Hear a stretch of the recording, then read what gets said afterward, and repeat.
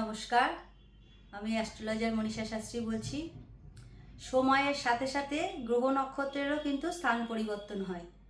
আর এই গ্রহ নক্ষত্রের স্থান পরিবর্তনের সাথে সাথে কিন্তু মানব জীবনেও বিভিন্ন সময় ভিন্ন ভিন্ন এই গ্রহের প্রভাবে জীবনেও অনেক পরিবর্তন আসে। এই যে গ্রহ নক্ষত্রের স্থান পরিবর্তন, এটাকে গোচর বলা হয়।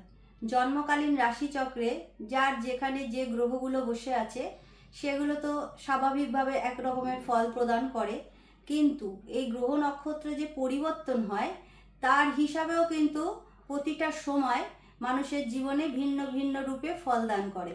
তা এই যে মানুষের জীবনে ভিন্ন ভিন্ন ফল প্রদান করে, তখন হয়তো দেখা যায় কোনো সময় খুব ভালো চলছে, চলতে চলতে হঠাৎই সমস্যা এসে যায়। আমাদের রাশিচক্রে যে 9টি গ্রহ আছে, এই 9টি গ্রহের কিন্তু গ্রহস্ফুটও আছে।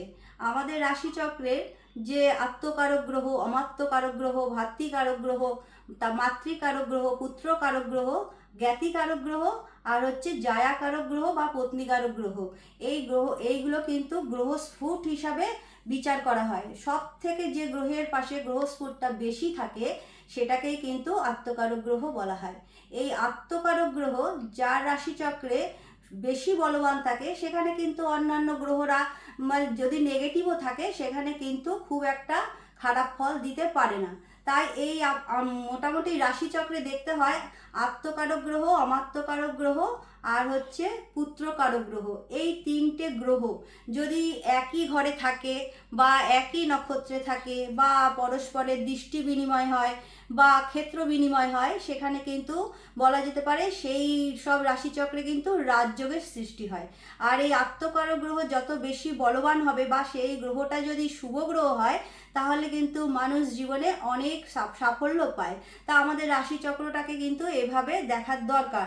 তারপরেও যেটা দেখা দরকার, আমাদের রাশিচক্রের মধ্যে লগ্নভাব যদি আমাদের খুব স্ট্রং থাকে, তাহলে কিন্তু মানুষ সহজেই কিন্তু সাফল্য অর্জন করতে পারে।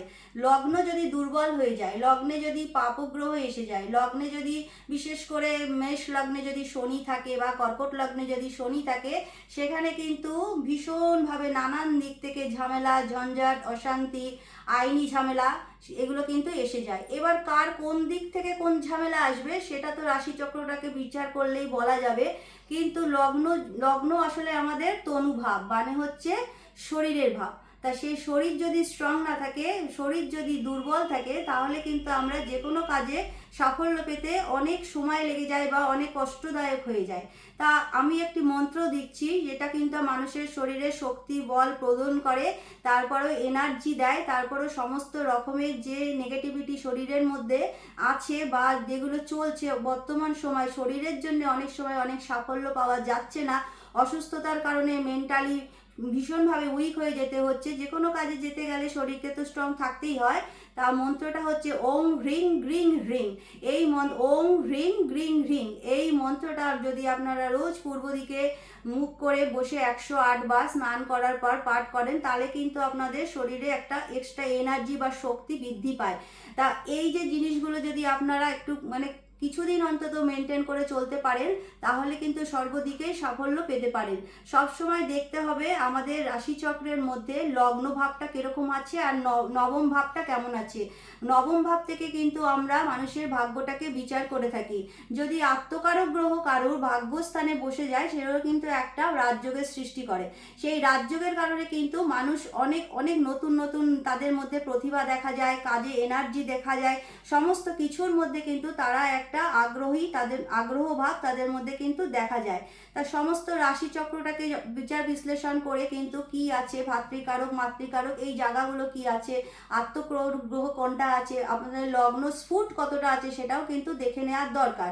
সব সময় যে যদি কোনো গ্রহ তার নিজ স্থানে বা স্বক্ষেত্রে বক্রী হয়ে যায়, সেখানে কিন্তু সেই গ্রহটা আবার উচ্চক্ষেত্রের ফল দেয়। তা এইগুলো কিন্তু আপনাদের যার যার পার্সোনাল রাশিচক্র কিন্তু বিচার বিশ্লেষণের খুব দরকার। দরকার। যদি এগুলো আপনারা জানতে পারেন, আর সময় গোচর, গোচর কি বলছে, গোচর এখন আপনাদের লগ্নের ওপর কোন গ্রহ দৃষ্টি দিয়েছে বা নবমভাবে দৃষ্টি দিয়েছে বা কর্মের ঘরে দৃষ্টি দিয়েছে, যদি গোচরটা আপনারা জানতে পারেন বর্তমান সময় গ্রহ পরিস্থিতি মানে কি অবস্থায় আছে, তাহলে কিন্তু আপনারা সেইভাবে প্রতিটা ক্ষেত্রে পদক্ষেপ নিতে পারেন।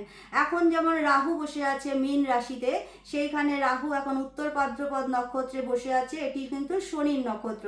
তাহলে এখানে কিন্তু আবার মানে রাহু যেখানে যেখানে দৃষ্টি দিচ্ছে, যার লগ্ন রাশি সাপেক্ষে যেখানে দৃষ্টি দিচ্ছে সেইখানে কিন্তু কিছুটা প্রবলেম করে। যদি কারো মানে বর্তমান সময় কারো অষ্টমে ধরুন দৃষ্টি দিচ্ছে বা ষষ্ঠে দৃষ্টি দিচ্ছে, সেখানে কিন্তু শরীর নিয়ে একটু চিন্তা থাকবেই। হঠাৎ করে কোনো দুর্ঘটনার যোগ আসতে পারে বা হঠাৎ করে কোনো শরীরের দিকে কোনো ক্ষয়ক্ষতি আসতে পারে। এগুলো আপনারা একটু বিচার বিশ্লেষণ করে দেখে নেবেন, তাহলে পরে যদি জানতে পারেন আগের থেকেই আপনারা প্রিকশন নিয়ে ভালো থাকতে পারবেন।